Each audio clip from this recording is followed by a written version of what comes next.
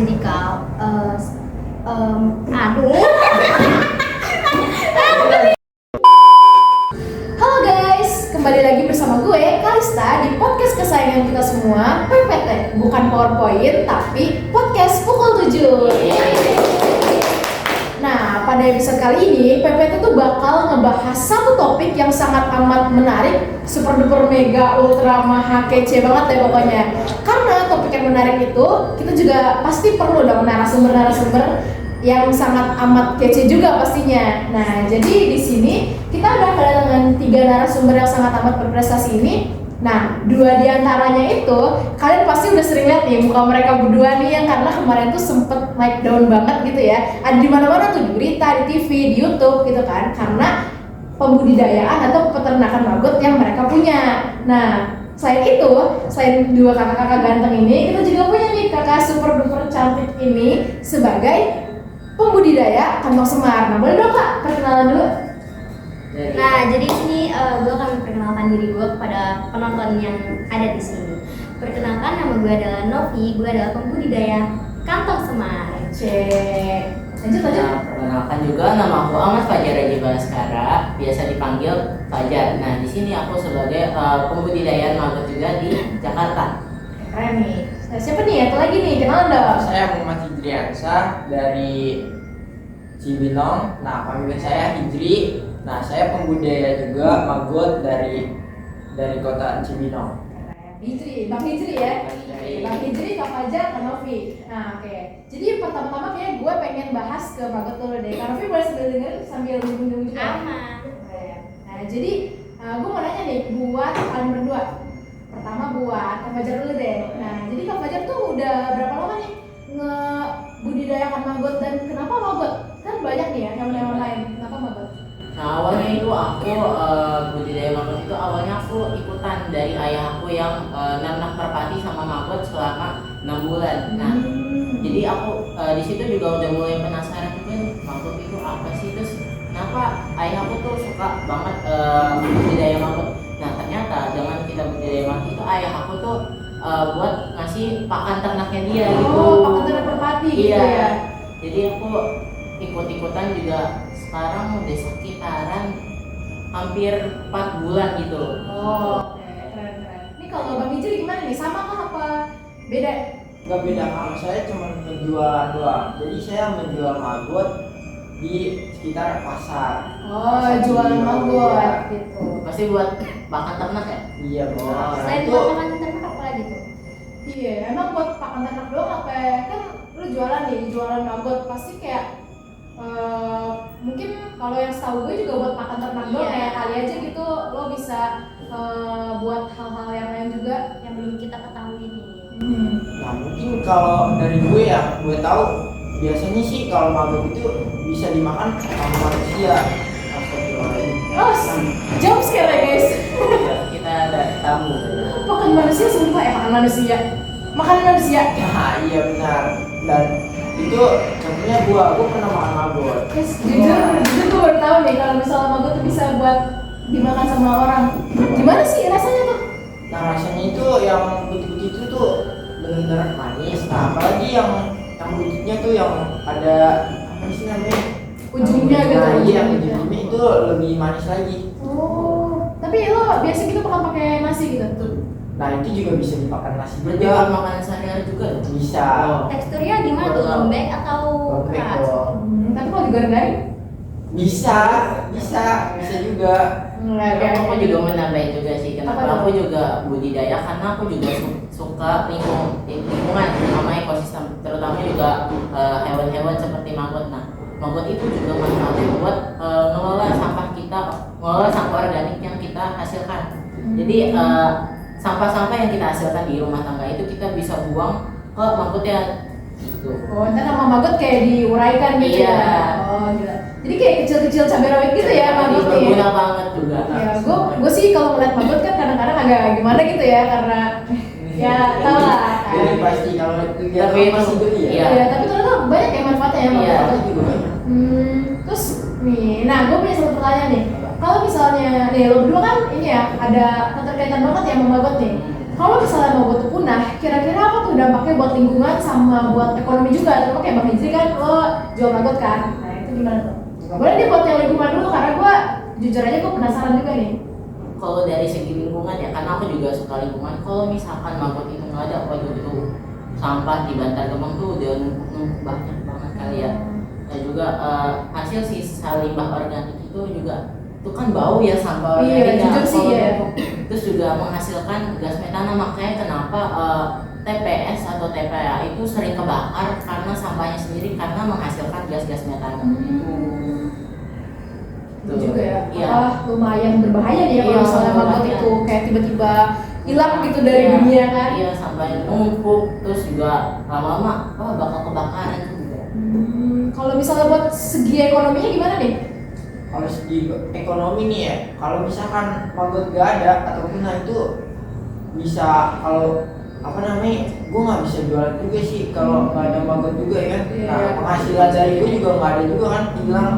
Kayak pokok ininya loh, pokok Nah, iya. apa ya? Terus kalau gue Penjualan. jualan maggot, gue makan dari mana? Ah. Dan itu maggot kan juga bisa apa namanya, gue tahu segi maggot gimana cara apa namanya ngatur keuangan maggotnya, terus apa namanya harganya, Kalau semuanya lah kalau segi boleh maggot. tahu Bang Hijri, omsetnya berapa?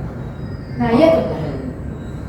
Kalau omsetnya itu paling bisa kita Lumayan kali ya, setidaknya Ada kali. kayak untuk makan gitu lah. Iya. Lebih nggak sih, lebih dari bisa, juta? tapi ada juga bisa sampai jutaan. Wah, Apa keren nah, banget tuh ya. itu kalau jutaan itu biasanya kalau kayak biar produksinya bagus gitu, terus apa namanya kayak bungkusan apa sih namanya, Wah, sudah bingung juga nih. San. kemasan lah Kemasan. istilahnya, kemasannya gitulah. Misalkan kalau dihias, apalagi kalau dihias kan bisa bikin tertarik Orang juga konsumen ya. Nah, iya. Oke. Ya gitu lah. Jadi ini ya, kalau misalnya maggot itu walaupun dia kecil gitu ya guys, itu tuh dia banyak banget nih manfaatnya. Juga kalau misalnya dia tiba-tiba punah, tiba-tiba kayak yang gak ada lagi di dunia, itu pasti bakal berdampak banget sama kehidupan kita. Yang mana tuh mungkin kita nganggapnya tuh kayak kecil gitu ya, kayak apaan sih maggot kecil-kecil gitu doang. Tapi ternyata banyak ya fakta yang gue baru tahu di sini. Ketemu sama kalian, gue makin kayak wah terbuka banget tahu wawasan. Keren. Terima kasih ya kepada Kak Fajar dan Bang Hijri atas chit-chatnya tentang maggot. Nah sekarang kita lanjut nih ke Kak Novi yang tadi udah nyimak pembicaraan kita juga nih. Gue pengen nanya nih ke lo Kak. Lo kan ini ya, pembudidaya kantong semar. Nah itu tuh kalau boleh tahu pertanyaan masih kayak si Bang Maggot ini nih. Kenapa ya kantong semar dan udah berapa lama nih? Kalau dibilang karakter kantong semar tuh sebenarnya gue kayak ikut-ikutan aja sih, karena waktu di desa tuh gue pernah ngikutin kayak volunteer gitu untuk membudidayakan kantong semar. Jadi semakin kesini udah 5 tahun gue Wow, ya, berarti FOMO-nya bagus kan? Iya, FOMO-nya apa ya? Bermanfaat Iya. banget. Mantap. gue jadi kayak tambah tertarik nih, dan selain itu juga gue jadi lebih tahu kalau kantong semar ini kegunaannya banyak banget kan. Apa aja tuh contohnya tuh kantong semar? Selain buat lemak, itu biasanya kan kalian kalau nonton Upin Ipin atau kalian mau tahu bentuk gimana sih kantong semar itu ada di partnya Upin Ipin yang dimana dia lagi buat lemak yang dimasukkan ke dalam kantong semar. Iya, lemang ya. Lemang ya. Nah, selain itu juga kantong semar tinggi protein nih, banyak vitaminnya. Oh, maggot juga begitu. Iya. Maggot juga. Kantong semar juga dapat membantu perkembangan organisme nih Kak. Oh, banyak ya manfaatnya nih kantong semar tuh. Nah, kalau boleh tahu tuh kayak kenapa sih lo lebih memilih kantong semar ketimbang kayak kantong semar kan kita mungkin di era-era kayak gitu kan gak banyak yang tahu ya, kayak baru dengar, apalagi kantong semar tuh gak terlalu populer nih, nggak kayak misalnya bunga matahari yang udah jelas kayak kuaci, terus juga itu bentuknya cakep kan, cerah gitu. Nah kenapa ya kantong semar? Nah justru itu karena banyak yang nggak tahu, dan gue juga sebenarnya belum tahu awalnya, dan gue mencoba mengikuti salah satu volunteer di desa. Jadi itu membuat ketertarikan gue makin dalam gitu. Oh, sama si kantong semar ya. Iya. Tapi untungnya iseng-iseng lo ketertarikan lo ini berbuah baik ya. Baik. Nah, Jadi kalau misalnya kantong semar ini yang kita kan banyak orang nggak terlalu tahu ya sama kantong semar. Tuh kalau misalnya punah juga mungkin orang-orang kayak nggak nyadar. Tapi ada nggak sih dampaknya tuh kalau misalnya kantong semar punah dari dunia ini? Jadi Kak, kalau misalnya kantong semar itu punah, itu dapat mengganggu ekosistem hutan. Nah, misalnya kalian nih yang udah tahu atau belum nih, kantong semar itu pemakan serangga guys. Jadi kantong semar itu hidup di hutan yang lembab ya. Pasti kan kalau lembab gitu kan banyak banget nih serangga-serangganya, apalagi nyamuk ya kan, Betul banyak sih. banget. Nah itu dia tuh nyamuk itu dimakan oleh Kantong semar. iya betul Oh. banget, dimakan oleh kantong semar. Jadi kalau misalnya kantong semar punah, itu kan pasti dapat mengganggu keseimbangan ekosistem ya kan. Oh, iya Jadi sih. nyamuk tuh bakal binatang yang serangga-serangga itu bakal membeludak. Oh iya sih, karena yang apa gimana pun juga yang makan dia tuh salah satunya yang makan dia tuh kayak punah gitu Iya, kan. betul banget. Oh, iya sih. Masih makasih ya, karena itu walaupun mungkin kita nggak tahu tuh ya kantong semar itu bentuknya kayak apa, apakah dia makan apa, makanannya apa, ternyata sangat berpengaruh ya kalau misalnya dia tuh nggak Betul ada. banget. Oke. Jadi last question nih sebelum gua tutup podcast pada hari ini, yang ada satu hal yang bikin gua penasaran banget nih. Jadi kan bumi ini makin kesini tuh kan makin kayak nggak stabil gitu ya. Apa contohnya kayak suhunya juga, polusinya juga makin banyak. Itu tuh sedikit banyak pasti ada dong pengaruhnya sama keberlangsungan hidup baik maggot maupun kantong semar. Nah, apa sih ada nggak sih solusinya yang mungkin bisa membuat atau mencegah kepunahan atau penurunan populasi dari maggot ataupun kantong semar? Mungkin ya kayak dari itu misalkan dari pemerintahnya sendiri kayak ikut berkontribusi dalam perlindungan habitatnya. Contoh kayak apa namanya, mereboisasi, menjaga merawat hutan. Nah, contohnya kayak kantong semar kayak dia kan di apa lahan basah ya. Iya. Nah itu juga harus dijaga. Sekarang di Indonesia tuh sekarang banyak banget deforestasi. Oh iya sih. Makanya juga kantong semar juga kayaknya Jadi langka nggak sih? langka banget ya. Oh. Terus juga terutama di maggot sih, kalau di maggot itu banyak banget tantangannya. Terus juga ada juga solusinya. Nah tantangannya itu kayak di maggot itu kayak banyak banget budidaya peternak maggot yang dia itu nggak tahu cara Orang maggot juga. itu apa budidaya yang baik dan benar. Oh, iya, Jadi iya. kayak kebanyakan masyarakat itu ngasih hasil limbah sisa sampah itu ke maggot itu bukan sampah organik, Oh, cuma non organik. Makanya sering lihat sih. makanya maggot itu bisa punah gara-gara cara kita memilah sampahnya itu kurang benar gitu. Iya sih, waktu itu sempet lihat juga ya di Iya. TikTok itu kayak ada yang ngasih makan maggot, tapi kayak setelah gue lihat lah ini kok botol gitu. Iya, terus juga masuk aduh akal. apalagi limbah bed juga aduh. Iya, bahaya sumpah. banget sih. Makanya tuh harus banget dijaga. Nah, gue juga mau nambahin nih dari yang tadi dibilang. Jadi Fajar, ya Kak ya. Fajar. Jadi selain pemerintah ikut turun tangan dalam menjaga kelestarian hutan ini atau budaya ini, kita tuh perlu juga mengajak masyarakat untuk bergabung nih supaya kita nih lebih kompak juga nih, Oke, ya kan? makasih ya. Betul banget. Supaya Iya, langsung ini ya, langsung kayak prok gitu, nggak langsung kayak nggak cuma pemerintah doang. Iya. Ada lagi nih, Bang Isri Nah, mungkin mau nambahin? kalau dari saya, kalau menurut saya sih ini lebih kayak banyakin sampah organik yang buat untuk yang Buat itu ya apa namanya Jadi kalau sampah organik kayak nggak langsung dibuang gitu ya kan? ini sebagai jadi hasil ini maggot. buat ini untuk kasih maggot gitu. Oke. itu juga ada yang salah kalau misalnya itu loh, apa maggot itu kebanyakan orang yang tahu yang baru pertama kali budidaya maggot itu jadi sampah organik dimasukin ke plastik langsung dibuang begitu aja, padahal sampah itu kan limbah B3 ya. Betul banget. Jadi makanya maggot itu langsung pluk. Langsung kayak mati kodok gitu Iya. ya?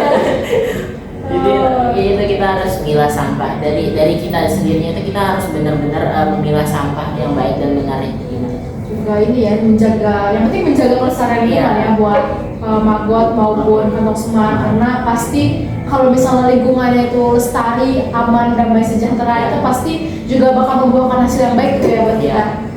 Oke guys, gitu. Apa Aku boleh? juga mau Tambah apa? tambahin juga tambahin dari Kak Novi tadi ya. Nah, buat cara kita mengedukasi seluruh masyarakat Indonesia untuk menjaga kelestarian flora dan fauna juga atau mabot atau sebaliknya. Kita juga bisa ajak mereka untuk ikut berorganisasi contohnya seperti saya. Nah, saya ini juga ikut organisasi pramuka. Nah, di pramuka ini tingkat saya penegak ya, jadi penegak. Nah, jadi saya ikut SAKA, yaitu Satuan Karya, yang jadi kayak eskul dalam pramuka itu. Nah, khusus di bidang lingkungan. Nah, di situ aku ngikutin Saka Kalpataru. Nah, jadi dia khusus banget di bidang lingkungan, kayak konservasi sumber daya alam, terus aliran das, lingkungan, sampah-sampah dan lainnya gitu. Jadi kita juga kayak ajak mereka untuk bergabung berkontribusi ya, ada ininya. Jadi kayak nggak cuma kita kasih informasi edukasi, tapi juga harus ada aksinya ya. Iya. Jadi nggak cuma edukasi tapi aksi juga. Iya. Jadi ikut gabung pramuka. Keren.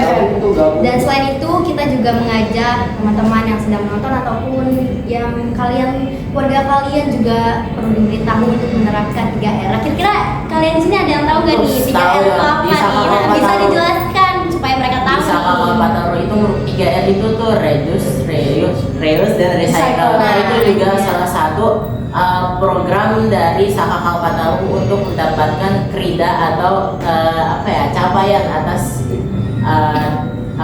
tingkatan keterampilan di Saka Kalpataru. Keren banget ya. Jadi 3R ini juga berpengaruh penting ya. Iya. Karena kalau misalnya kita pakai terus buang itu kan bakal bikin sampah numpuk banget ya. Iya, Bakal mengganggu kelestarian lingkungan juga Iya, tuh. betul. Jadi kalau misalnya mungkin masih ada yang bisa dipakai, cuman mungkin kalian udah males gitu makanya bisa nih guys di recycle ya. Recycle. Dibikin ulang jadi barang yang baru lagi. Atau mengurangi penggunaan sampah dengan kayak memakai tumbler, terus Itu tote bag nggak sih? Iya. Iya tote bag. Kalian kalau juga belanja bisa. pakai tote bag guys. Iya, pasti. Oke. Udah nih aman? Oke, keren banget gak sih guys podcast episode hari ini, karena kita nih dapat informasi baru yang sangat menginspirasi juga. Mungkin yang dari awalnya cuma FOMO, cuma ikut-ikutan atau mungkin melihat dari pramuka ya, itu langsung kayak bisa membuahkan hasil yang baik buat ekonomi mereka sendiri maupun untuk lingkungan sekitar. Oke, jadi sekian episode PPT, bukan PowerPoint tapi podcast pukul 7 pada hari ini. Sekian dari kami. Wassalamualaikum Assalamualaikum warahmatullahi wabarakatuh.